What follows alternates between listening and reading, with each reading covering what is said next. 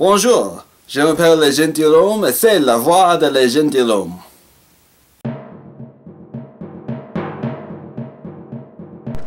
The Gentleman's Voice. Critical analysis and reviews for books and movies. Tonight's feature presentation.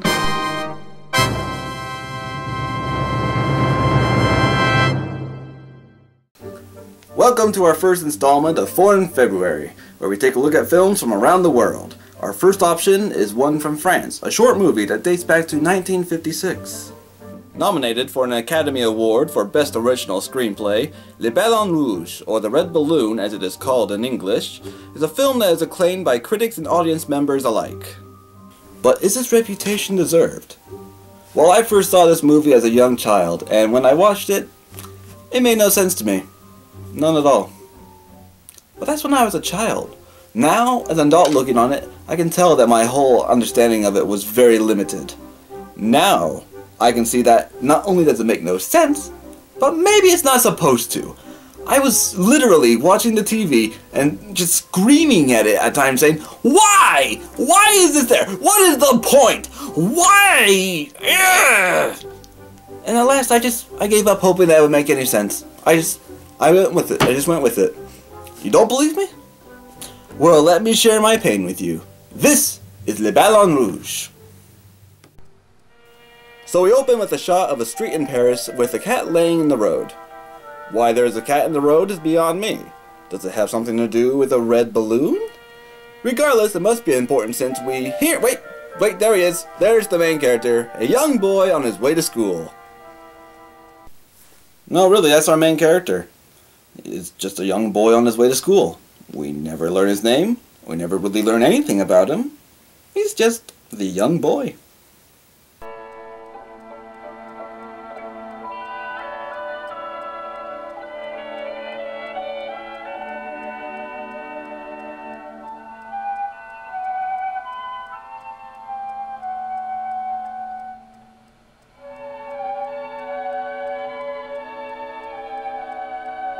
Oh, genius! Genius! Of course there's a red balloon in a movie called The Red Balloon! I totally thought we would have a killer clown on the loose again who was trying to kill a young boy with his balloons, and the balloons are red because of the young boy's blood, and...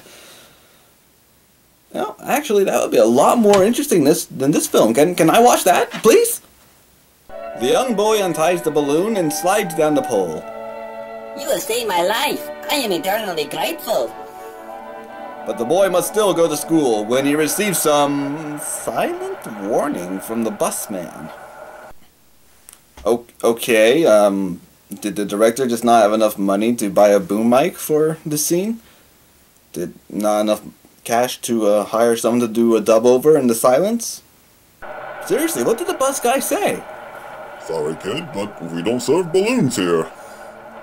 What do you call that? Balloonism? I mean, is this important? Is this going to be the focus of the story? Well, guess what? We never find out. This is literally all we get. It's never obliquely said, and that is it.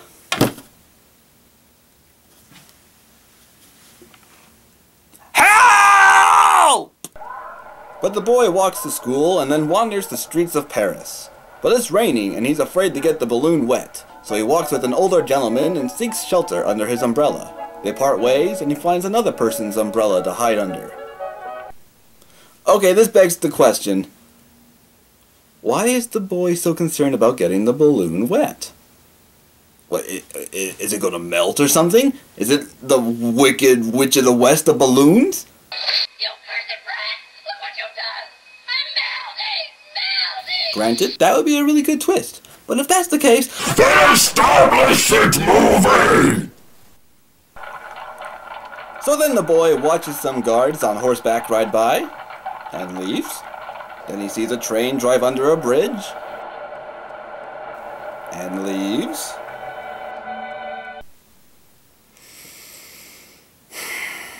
Okay, let me see here. IMDb, Red Balloon, okay, director, Lemeris? Lemeris, okay. Let me explain a simple a simple concept for filmmaking. It's really simple. when you are filming something, it's generally a good idea to have a point. I mean, Lamarice, when telling a story, not many people want to watch it and then realize that there was no reason to have. I mean, okay, explain to me, how does young boy, Pascal Lamarice?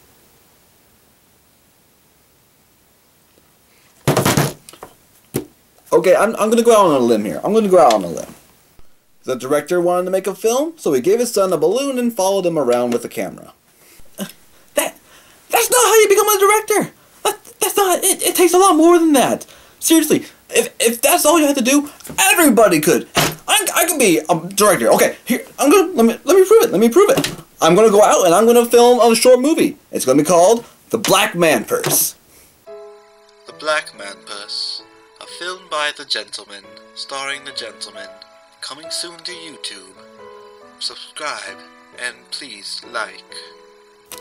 Guaranteed Oscar winner. So the young boy, I guess we can call him Pascal now, arrives back at his house. At least I think it's his home, we don't really know. But the evil mother, I guess, nanny, maybe, doesn't like his balloon, so she throws it out.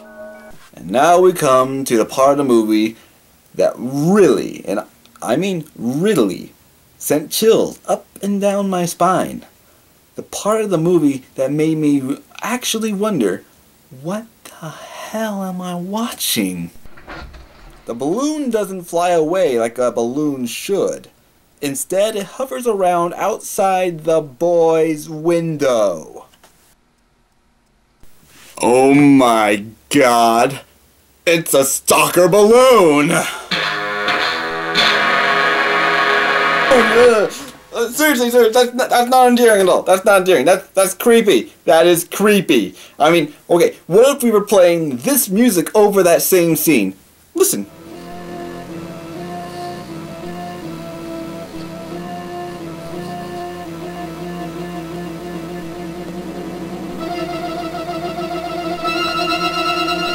Yeah, it's about as bad as Edward from Twilight. And just like Bella, Pascal was taken in by the balloon's creepiness and think it's a great thing. Let me in, little boy. I got candy. Candy? Yay! Oh boy, oh boy, oh boy!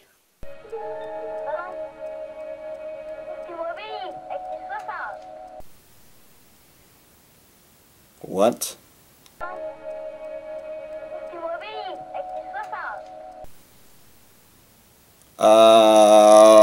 What is up with this kid? I mean, it's a balloon. No matter how well it responds to something, it is a balloon. So because Pascal now realizes the balloon has a mind of its own and he doesn't need to hold it, he goes about another day with it at his side, trying some of the same things he did before. Sorry, boy, but we still don't serve balloons here. Oh, that's okay. My little demon stalker balloon will just follow behind us as we go.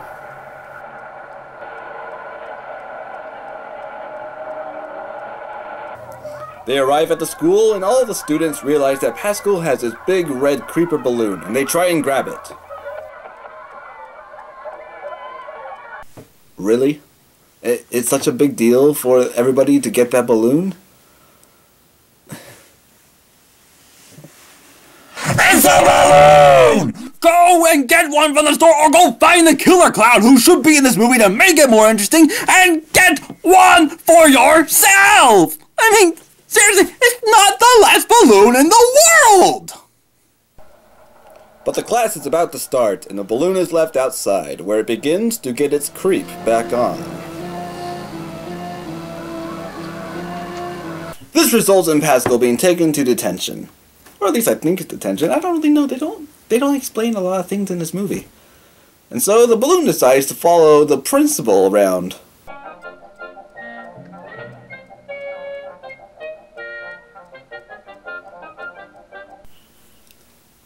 I don't know about you, but the balloon is really not that endearing to me. I mean, it's one of the creepiest things I think I've seen in a long time. I'm ready for some sort of lawsuit to come out of this whole thing.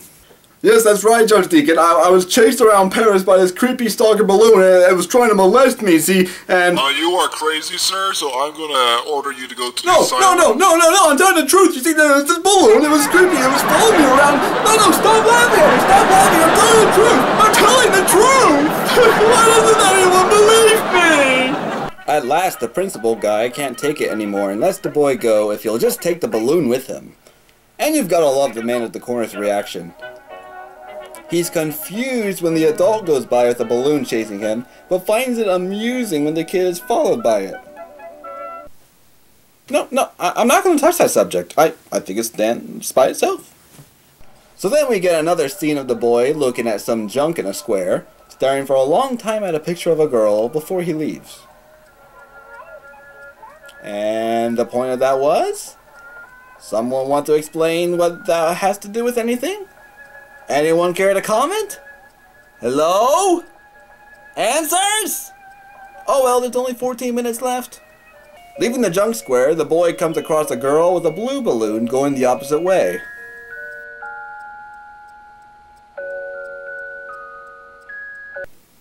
Did those balloons just kiss?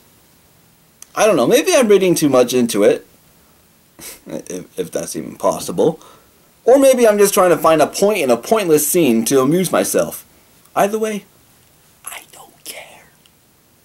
The next day, Pascal and his mom go to church, and the balloon of course stalks them there, because where else would it go?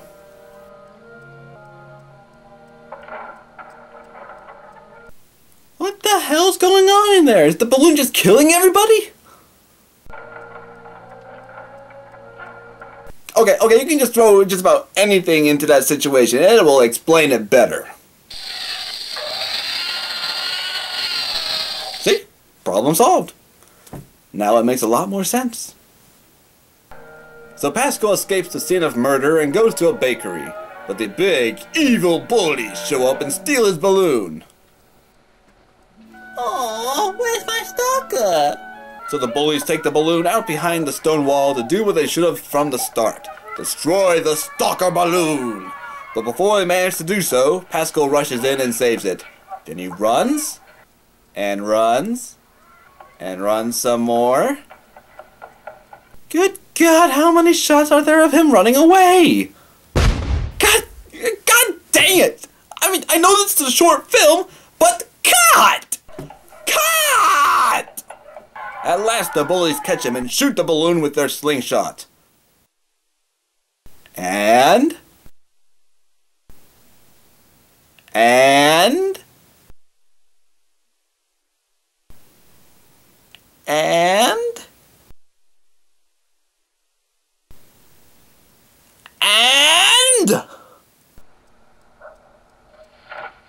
Yes! Paris is once again saved from evil stalker balloons! You're welcome, kid. We saved you from your stalker balloon.